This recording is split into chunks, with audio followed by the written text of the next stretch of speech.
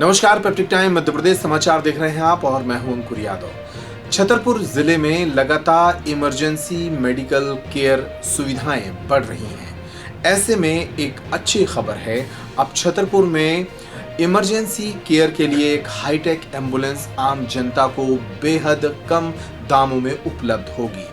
छतरपुर के पन्ना रोड पर खोले गए संजीवनी नर्सिंग होम में बीते रोज छतरपुर के वरिष्ठ चिकित्सक डॉक्टर एमपीएन खरे, डॉक्टर सुनील शर्मा ने रिबन काटकर इस हाईटेक एम्बुलेंस का लोकार्पण किया।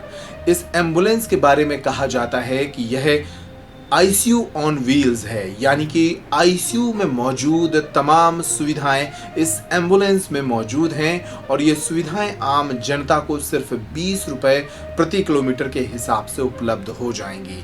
इस हॉस्पिटल के संचालक डॉक्टर शुभदीप और मनदीप ने इसके बारे में जानकारी देते हुए इमरजेंसी केयर से जुड़ी बातें बताई। साथ ही इस एम्बुलेंस का लोकार्पण करने के बाद डॉक्टर एमपीएन खरे ने कहा कि इससे छतरपुर की मेडिकल केयर सुविधाओं को बढ़ावा मिलेगा।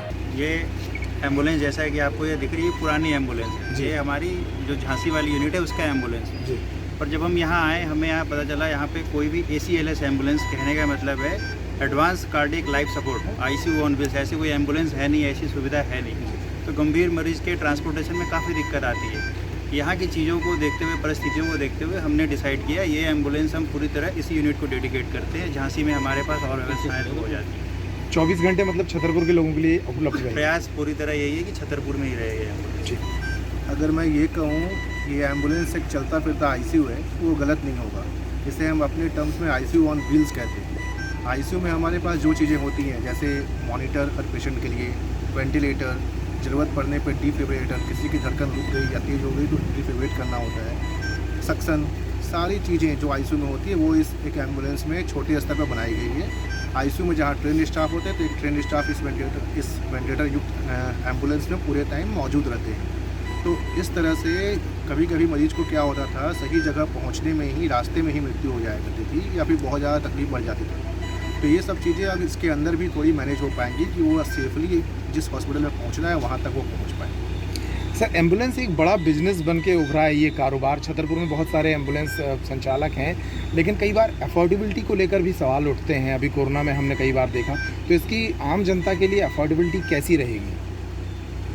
जहाँ तक अफोर्डेबिलिटी का सवाल है, ये एम्बुलेंस हम इसी माध्यम से लेके आए कि हमने कमाने के लिए इसे नहीं लेना। एक अभी आप सब ने जो राय दिया है कि एक जो भी एम्बुलेंस को हम लोकल में कहीं भी चलाएंगे तो इसको हमने फिक्स कर लिया है 500 रुपये। चाहे वो लोकल में 5 किलोमीटर चले, लोकल में 15 किलोमीटर चले, इससे हम 500 रुपये ही चार्ज किए जाएंगे।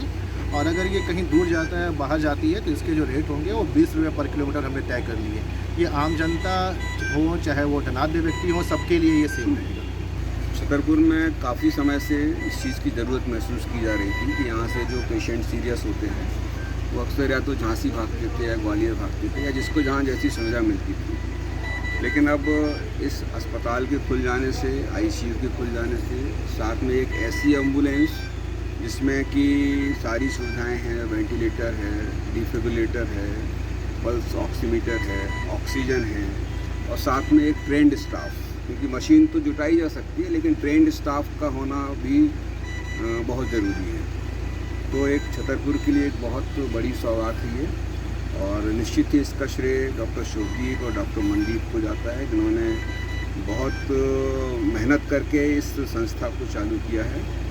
और जहाँ तक मेरा प्रश्न है तो ज्ञान को यदि आगे बढ़ाया जाए या आपको जो कुछ भी आता है अपने जूनियर्स को दिया जाए तो उससे अच्छी कोई बात नहीं हो सकती है। और मेरा प्रयास भी ये रहेगा कि हमारे पास जो भी डिफ़िकल्ट केस आते हैं जिनको हम डील नहीं कर सकते हैं, तो उसमें हम अपना भी ज्ञान बढ़ाएंगे और मरीजों को भी उनकी जान बचाने में डॉक्टर शुभदीप और डॉक्टर मनदीप का पूरा सहयोग मिलेगा।